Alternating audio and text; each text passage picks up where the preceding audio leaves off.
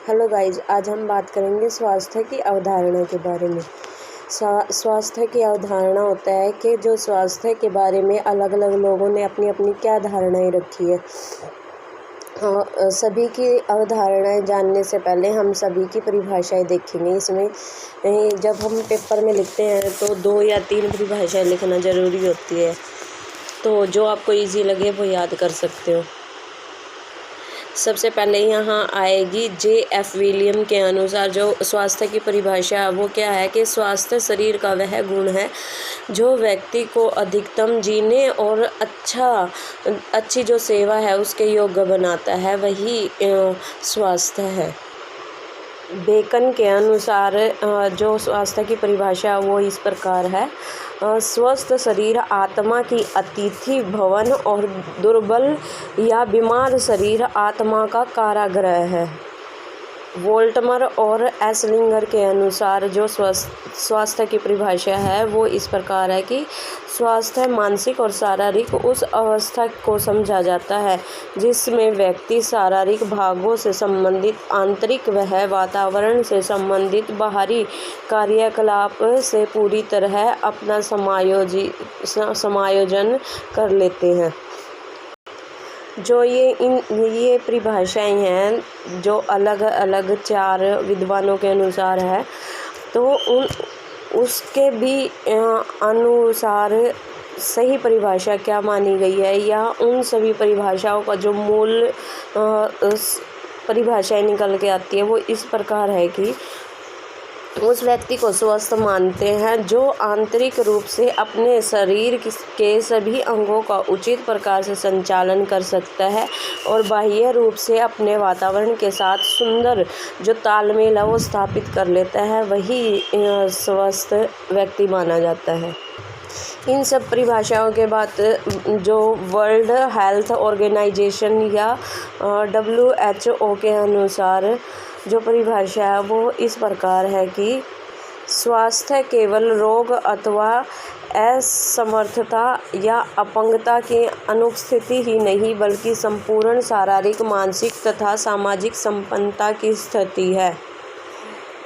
जो ये परिभाषा बताई है मैंने, ये WHO ने दी है, पर क्या है कि है ना, इसको ना तो पूरी तरीके से सही माना गया है, ना इसको पूरी तरीके से गलत माना गया है, क्योंकि है ना समय समय के साथ हर चीज़ में बदलाव होता है, तो इस परिभाषा में भी अनेक बदलाव होते रहे हैं।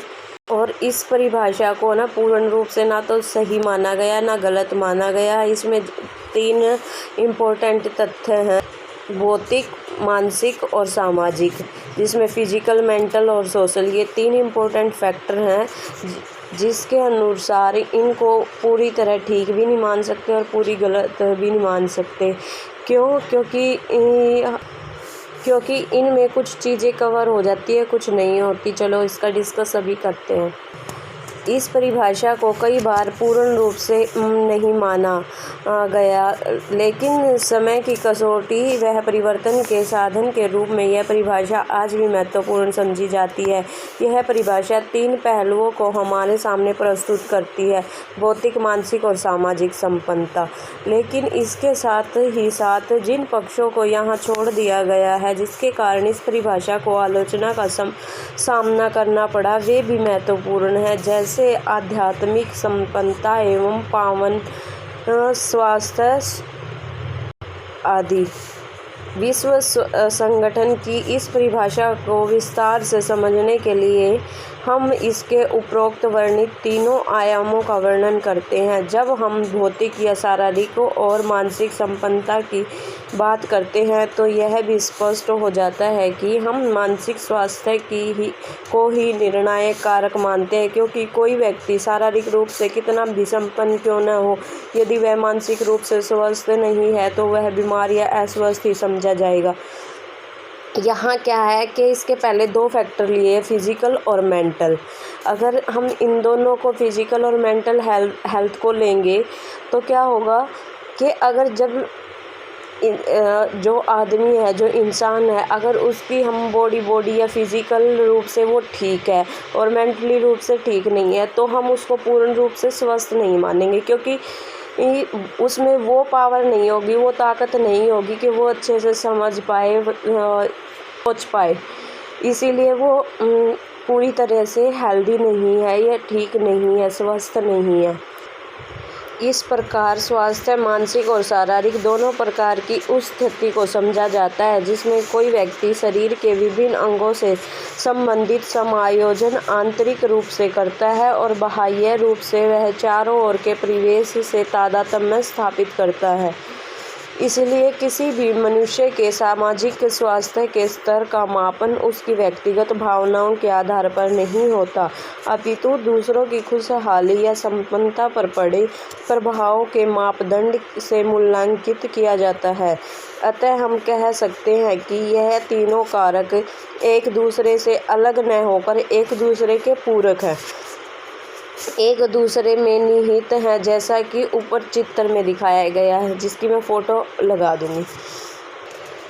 अतः स्वास्थ्य संपूर्ण भौतिक, मानसिक एवं सामाजिक संपन्नता की स्थिति है। स्वस्थ व्यक्ति शारीरिक और मानसिक रूप से प्रसन्न रहता है, तभी सामाजिक कर्तव्य को निभाने में समर्थ होता है।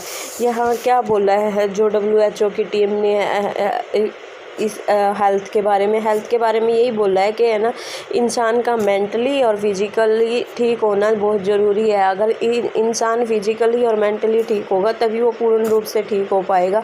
अगर इंसान की बॉडी ठीक है और मेंटली वो ठीक नहीं है तो उसमें वो सक्षमता नहीं होगी जिससे वो अच्छी तरह सोच विचार कर सके या अपने आसपास की चीज़ों से वह तालमेल बना सके, क्योंकि वो मेंटली डिस्टर्ब है तो वो उसमें वो पावर नहीं होती।